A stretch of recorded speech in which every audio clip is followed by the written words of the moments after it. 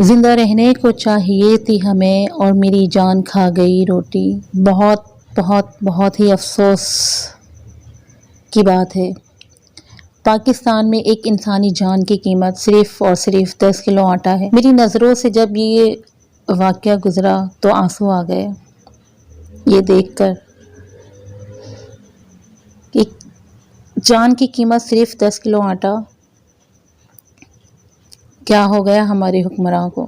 میر پور خاص میں 6 بچوں کا باپ میں ایک غریب سستا آٹا حاصل کرنے گیا اور ہجوم کے پہرو تلے کچل کر جان سے ہاتھ دھو بیٹھا۔ بہت ہی افسوس کا مقام ہے، بہت ہی انتہا کی حد تک دکھ ہو رہا ہے پڑھ کر۔ حکومتی طبقے پر انسان تنقید نہ کرے تو کیا کرے، عوام انہیں بد دعائیں نہ دے تو کیا کرے۔ کیا ان کے دلوں میں اللہ کا خوف نہیں کہ جتنے بھی غریب اس طرح موت مر رہے ہیں، آج جو ایک غریب 10 کلو کے آٹے کے لیے اپنی جان کی بازی ہار بیٹھا، اس کا مقدمہ اللہ کی عدالت میں ہے۔ اللہ کے خوف سے ڈریں یہ لوگ، لیکن افسوس کیا فرق پڑتا ہے؟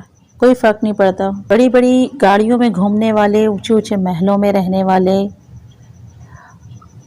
بے ضمیر لوگ کیا جانیں گے ان غریبوں کی تکلیف، ان کا درد، ان کے بھوک سے بلکتے بچوں کا درد۔ اگر ہم اپنے ارد گرد موجود بہت سے سفید پوش طبقے کا خیال رکھنا چاہیں، اگر ہم ایک معقول ذریعہ آمدنی رکھنے کے باوجود مہنگائی سے بلبلاتے، پریشان، تڑپتے، ہم سے کم آمدنی رکھنے والے لوگوں کی معاشی حالات سمجھنے کی کوشش کرنا چاہیں، ان کا درد بانٹنا چاہیں تو بانٹ سکتے ہیں۔ ایک بار کوشش تو کر دیکھیں، لیکن افسوس ان سفید پوش کے سوال نہ کرنے سے انہیں مالدار سمجھتے ہیں،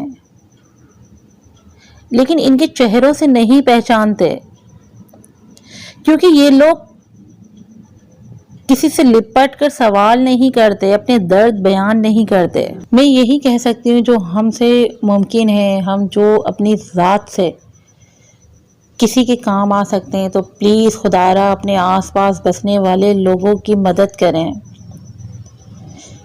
کسی کا باپ اس طرح سے نہ روندا جائے 10 کلو آٹے کے چکر میں، جس کی بیٹی کی اگلے دن شادی ہو۔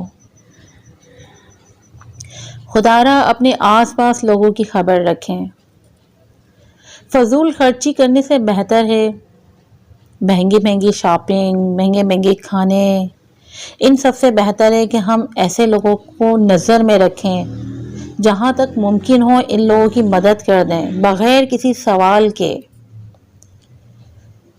ہم یہ انتظار نہ کریں کہ کوئی ہمارے پاس سوال لے کر آئے اپنی بیٹی کے جہیز کے لیے، گھر کے آٹے کے لیے، بچوں کی فیس کے لیے، بچوں کی دوا کے لیے، اپنی روٹی روزگار کے لیے، اپنے بیٹے کی اپنی جاب کے لیے۔ خدا را پلیز پلیز اپنے آس پاس نظر رکھیں،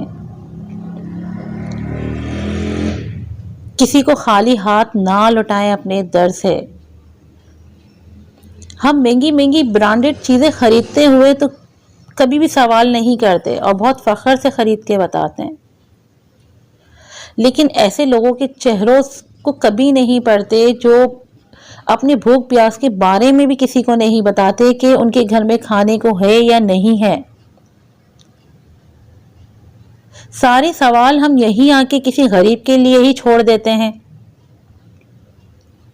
کہ ان کی تو عادت ہے مانگنا، یہ لوگ تو عادی ہو چکے ہیں۔ وہ عادی نہیں ہوتے، وہ عادی نہیں ہوتے، وہ پریشان ہوتے ہیں، مجبور ہوتے ہیں اپنے بچوں سے۔ اپنے بچوں کو کوئی بھی بھوکا بلبلاتا ہوا نہیں دیکھ سکتا۔ خدا را کوشش کریں، نظر میں رکھ۔ ہمیں ایک دن اللہ کے آگے جواب دینا ہے، ہمیں اس کی بارگاہ الہی میں حاضر ہونا ہے۔ ہم کن چہروں کے ساتھ حاضر ہوں گے، ہم کیا کہیں گے؟ ہمارے حکمراں تو بے شرم ہیں،